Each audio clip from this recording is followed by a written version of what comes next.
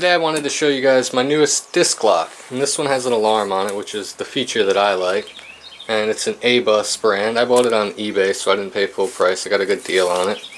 It's a pretty heavy duty lock. I wouldn't really go with a cheap Chinese one if you're going to get one. And I've used it a couple times. I'm pretty happy with it. Leaving it places like Walmart, it makes me a little more comfortable that it's not going to disappear in the back of a truck so easily. This is just the A-Bus, made in Germany, so it's not like a cheap China lock.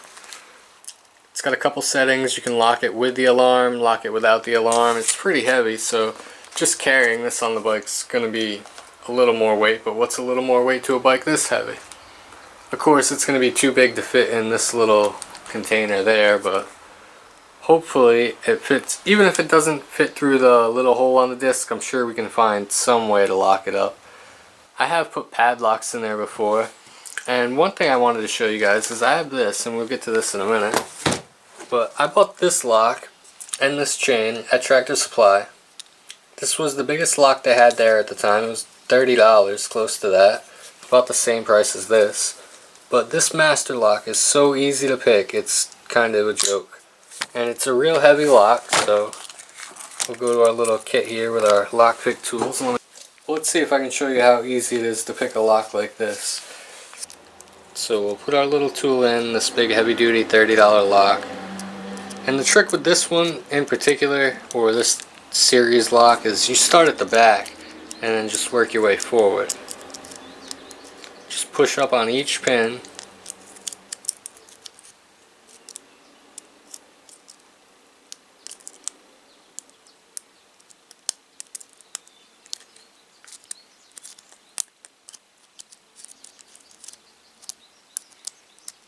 I think it's the second one from the back that's really the only one on this lock that does anything.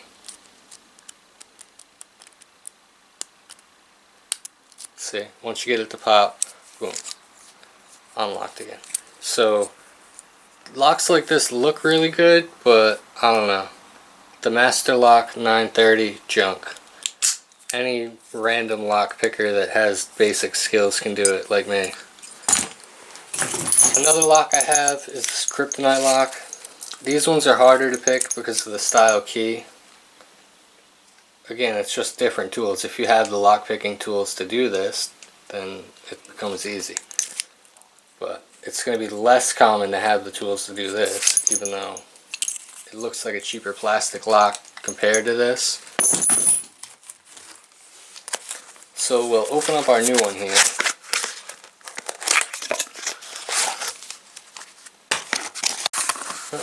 So it's definitely brand new. It's still zip tied in the box.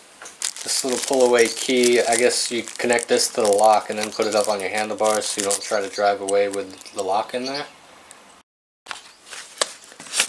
So on this one the instructions are in German. I understand most of it except for this one. You don't keep the lock on your handlebars, I got that part. But why wouldn't you keep it down here on the frame? That seems okay to me. It says not to do that. I don't get it. It should be 100 decibels. We'll try that out in a second. And that's mostly what I got it for, is the alarm. So looking at how it works now, you see that little bar there? That just comes up through here and then latches in this little slot down there. So that's a pretty basic design. It's almost the same as the little cubby on your TBR7. The way this latch is right there, where you can do it with any pocket knife and unlatch it. So don't put things in that little cubby. Let's see what we're doing here. So it's got to go in like this, and then you turn it to on. So that should trigger the alarm once it's set. Or the other way to do it without the alarm would be to turn it off, pull your key. Now no alarm, but it's still locked. I'm just doing the demonstration on the front disc. I'd probably be more likely to use it on the back brake rotor or the sprocket, just because if you use your steering lock, then you can't push it on the front wheel because it's just going to go in circles. And you could, in theory, put the bike up on the rear wheel if it was in neutral and kind of guide it in a wheelie position if you wanted to walk away and steal it like that. So locking up your front rotor doesn't really help if they're gonna lift the front end up and wheelie it away. So you could lock your rear wheel up, and then you're not gonna really do much with your front wheel. It's a really heavy bike, so it'll be hard to steal, which is the only benefit to it being a really heavy bike, is it's hard to steal. But other than that, you know, put a disc lock on each wheel and chain it to a pole, and then maybe we're good. So the alarm's set now. We're going to go ahead and roll it backwards, and hopefully that disc lock will just hit the forks up there, and we'll see what happens.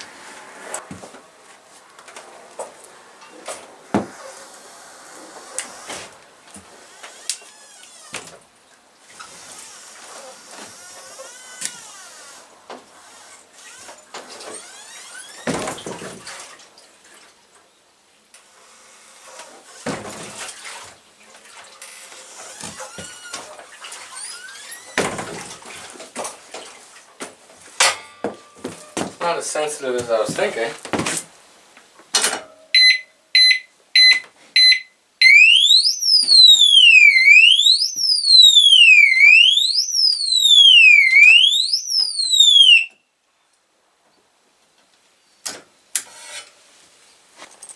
So it's loud when it goes off, but I had to kick it to get it to go off, so. You would think that vibration, you don't know how it works. Like if you just tip it, it's going to go off, but you can spin it like this and it's not going off, so. I guess it really takes, you know, maybe someone trying to break this off.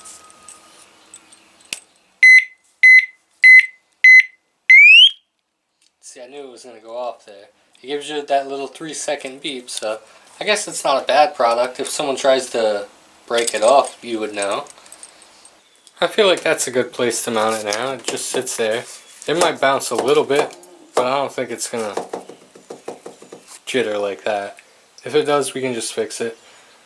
I have to really reduce the rattles though, so I'm getting rid of stuff like this. I'm taking that off like right now actually, because I can't figure out what the rattling is, and I know it was the license plate the other day when that was coming off, but that's why we're going to tear it apart, adjust the valves, and go from there. So recently I've been riding the TBR7 pretty far, about 30 miles each way, and that's probably doing between 40 and 60 miles an hour the whole way.